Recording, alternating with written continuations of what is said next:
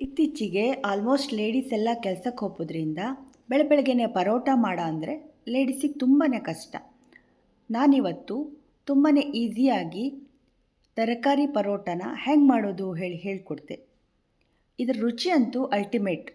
ಇದು very healthy ಕೂಡ ಹೌದು. ಹಾಗಾದರೆ ಮಾಡೋದು ಹೆಂಗೆ ಹೇಳಿ ನೋಡುವನ. Hello everyone, welcome to go green so green. ಮೊದಲಿಗೆ ಒಂದು 4-5 ಹಸಿಮೆಣಸಿನಕಾಯನ್ನು ಚಿಕ್ಕದಾಗಿ ಕಟ್ ಮಾಡಿಟ್ಕೊಳ್ಳೋ. ನಿಂಗೋಕೆ ಹಸಿಮೆಣಸಿನ್ಕಾಯಿ ಯೂಸ್ ಮಾಡೋದು ಇಷ್ಟ ಇಲ್ಲೇ ಅಂದರೆ ನಿಂಗೋ ರೆಡ್ ಚಿಲ್ಲಿ ಪೌಡ್ರ್ ಅಂದರೆ ಒಣಮೆಣಸಿನ್ಕಾಯಿ ಪೌಡ್ರು ಸಹ ಯೂಸ್ ಮಾಡ್ಲಕ್ಕು. ಆಮೇಲೆ 1 ಇಂಚಿನಷ್ಟು ಶುಂಠಿನೂ ಸಹ ಸಿಪ್ಪೆ ತೆಗೆದು ಕಟ್ ಮಾಡಿ ಹಾಗೆಯೇ ಅದನ್ನು ನುಣ್ಣಗೆ ಜಜ್ಜಿಟ್ಕೊಳ್ಳಿ. ಅಂದರೆ ಒಂದು ಸ್ವಲ್ಪನೂ ಅದು ನಾವು ಲಟ್ಸೋಕ್ಕಾದರೆ ಸಿಗುಲಾಗ, ಅದಕ್ಕೋಸ್ಕರ ಈ ರೀತಿ ನುಣ್ಣಗೆ ಜಜ್ಜಿಟ್ಕೊಳ್ಳೋಕ್ಕಾಗ್ತು. ಈಗ ಕೊತ್ತಂಬರಿ ಸೊಪ್ಪು ಒಂದು ಸ್ವಲ್ಪ 1 ಹಿಡಿಯಪ್ಪಷ್ಟು ಕೊತ್ತಂಬರಿ ಸೊಪ್ಪನ್ನು ಸಹ ತೊಳೆದು ಹೆಚ್ಚಿಟ್ಕೊಳ್ಳಿ. ಅರ್ಧ ಮಾವಿನಕಾಯನ್ನು ತುರಿದು ಹಾಕ್ತಾಯಿದ್ದೆ. ನಿಂಗಳ ಹತ್ರ ಆಮ್ಚೂರ್ ಪೌಡ್ರ್ ಇದ್ದರೆ ಅದನ್ನು ಸಹ ಯೂಸ್ ಮಾಡಲಕ್ಕು. ಆದರೆ ಫ್ರೆಶ್ ಮಾವಿನಕಾಯಿ ಹಾಕೋದ್ರಿಂದ ಅದರ ರುಚಿ ಒಂಥರ ಚಲೋ ಇರ್ತು. ಅದಕ್ಕೋಸ್ಕರ ನಾನು ಮಾವಿನಕಾಯಿನ ತುರಿದು ಹಾಕ್ತಾಯಿದ್ದೆ. ಮತ್ತು ಬಾಕಿ ತರಕಾರಿ ಆಲೂಗಡ್ಡೆ, ಕ್ಯಾರೆಟ್ ಮತ್ತು ಕ್ಯಾಪ್ಸಿಕಮ್ ಇಷ್ಟನ್ನು ನಾನು ತುರಿದಿಟ್ಕೊಂಡಿದೆ. ನಿಂಗೆ ಬೇರೆ ಯಾವ್ದಾದ್ರು ತರಕಾರಿ ಇಷ್ಟ ಆದರೆ ಅದನ್ನು ಸಹ ನೀವು ಯೂಸ್ ಮಾಡಲಕ್ಕು. ಆಮೇಲೆ ಇದನ್ನು ಒಲೆ ಮೇಲಿಟ್ಟು ಸ್ವಲ್ಪ ನೀರು ಹಾಕಿ ಬೇಯಿಸ್ಕೊಳ್ಳೋ. ಇದು ಬೆಂದ ನಂತರ ಇದಕ್ಕೆ ರುಚಿಗೆ ತಕ್ಕಷ್ಟು ಉಪ್ಪು ಹಾಕಿ ಅದ್ರ ಜೊತೆಗೆ ನಾನು ಒಂಚೂರು ಸಕ್ಕರೆನೂ ಹಾಕಿದ್ದೆ. ಯಾಕೆಂದರೆ ಮಾವಿನಕಾಯಿ ಎಲ್ಲ ಹಾಕಿರೋದ್ರಿಂದ ಹುಳಿ ಎಲ್ಲ ಬ್ಯಾಲೆನ್ಸ್ ಆಗ್ತು, ರುಚಿ ಆಗ್ತು. ಆಮೇಲೆ 1-2 ನಿಮಿಷ ಮುಚ್ಚಿಟ್ಟು ನಂತರ ಗ್ಯಾಸ್ ಆಫ್ ಮಾಡಿಬಿಡಿ. ಈಗ ಇದನ್ನು ಒಲೆಯಿಂದ ಇಳಿಸ್ಕೊಂಡು ಇದಕ್ಕೆ ಕೆಲವೊಂದು ಮಸಾಲೆ ಹಾಕೋ. ಇದು ಮೊದಲೇ ಕೊತ್ತಂಬರಿ ಸೊಪ್ಪು ಕಟ್ ಮಾಡಿ ಇಟ್ಕೊಂಡಿದ್ವಲ್ಲಿ ಅದನ್ನು ಹಾಕೋ. ಕೊತ್ತಂಬರಿ ಸೊಪ್ಪು, ಹಸಿಮೆಣಸಿನ್ಕಾಯಿ, ತುರಿದ ಮಾವಿನಕಾಯಿ, ಆಮೇಲೆ 2 ಚಮಚ ಕೊತ್ತಂಬರಿ ಬೀಜದ ಪುಡಿ, 1 ಚಮಚ ಗರಂ ಮಸಾಲೆ ಪುಡಿ, ಹಾಗೆ ಬೇಕಾದರೆ ಖಾರ ಪುಡಿನೂ ಹಾಯ್ಕೊಳ್ಳೋಕ್ಕೂ ನಿಗೋಕೆ ನಾನು ಹಾಕಿನಿಲ್ಲ ಇಲ್ಲಿ.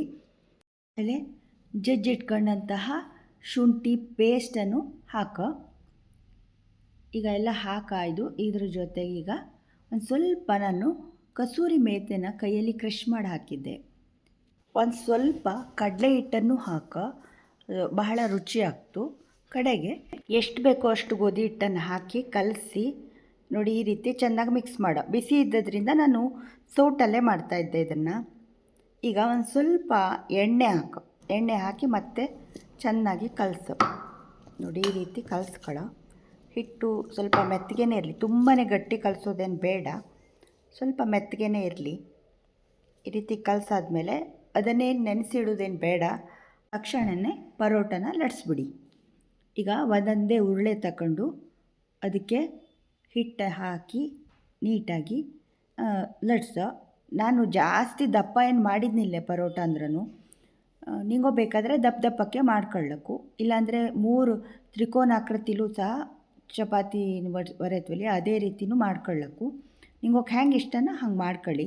ಬಟ್ ರುಚಿ ಮಾತ್ರ ತುಂಬಾ ರುಚಿ ಇರ್ತು. ನೀವು ಖಂಡಿತ ಮನೇಲಿ ಟ್ರೈ ಮಾಡಿ ನೋಡಿ ನನಗೆ ಹೇಳಿ. ನೋಡಿ, ಈ ರೀತಿ ದಪ್ಪಕ್ಕೆ ಲಟ್ಸ್ಕೊಂಡು ಅದನ್ನು ಸುಡ್ಲಕ್ಕು.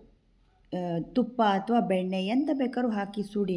ಎಣ್ಣೆಲಿ ಮಾಡಿದ್ರೂ ತುಂಬಾ ರುಚಿ ಇರ್ತು. ಈಗ ಬಂಡಿನ ಕಾಯಲು ಇಟ್ಕೊಂಡು ಇದ್ರ ಮೇಲೆ ಪರೋಟನ ಹಾಕಿ ಸುತ್ತಲೂ ನಾನು ತುಪ್ಪ ಹಾಕಿದ್ದೆ. ಅದನ್ನು ಚೆನ್ನಾಗಿ ಬೇಯಿಸೋ. ಹೊರಗಡೆ ಮಳೆ ಬರ್ತಾ ಇರ್ತು, ಈ ರೀತಿ ಬಿಸಿ ಬಿಸಿ ಪರೋಟ ಮಾಡಿಕೊಟ್ರೆ ಯಾರಿಗೆ ಇಷ್ಟ ಆಗ್ತಿಲ್ಲ ಹೇಳಿ? ಎಲ್ರಿಗೂ ಇಷ್ಟ ಆಗ್ತಲ್ದ? ಸೊ ಮನೇಲಿ ಖಂಡಿತ ಮಾಡಿ. ಇನ್ನೂ ಬೇರೆ ಬೇರೆ ತರಕಾರಿ ಹಾಯ್ಕೊಂಡ್ರೆ ಡಯಟ್ ಮಾಡೋವರೆಗೂ ಸಹ ಇದು ತುಂಬಾ ಅನುಕೂಲ ಆಗ್ತು. ಸೊ ಮನೇಲಿ ಒಂದು ಸತಿ ಟ್ರೈ ಮಾಡಿ ನೋಡಿ. ರುಚಿ ಅಂತೂ ಅದ್ಭುತವಾಗಿರ್ತು. ನಿಂಗೆ ಮಾಡಿದ್ರೇ ಇದು ಗೊತ್ತಾಗ್ತು. ಇದ್ರ ಜೊತೆ ಬೇಕಾದರೆ ಬೆಣ್ಣೆ ಚಟ್ನಿ ಪುಡಿ ಅಥವಾ ಏನಾದರೂ ಬಾಜಿನೂ ಮಾಡ್ಕೊಳ್ಳಕ್ಕು, ಎಂತ ಬೇಕಾದ್ರೂ ಮಾಡ್ಕೊಳ್ಳಕ್ಕು.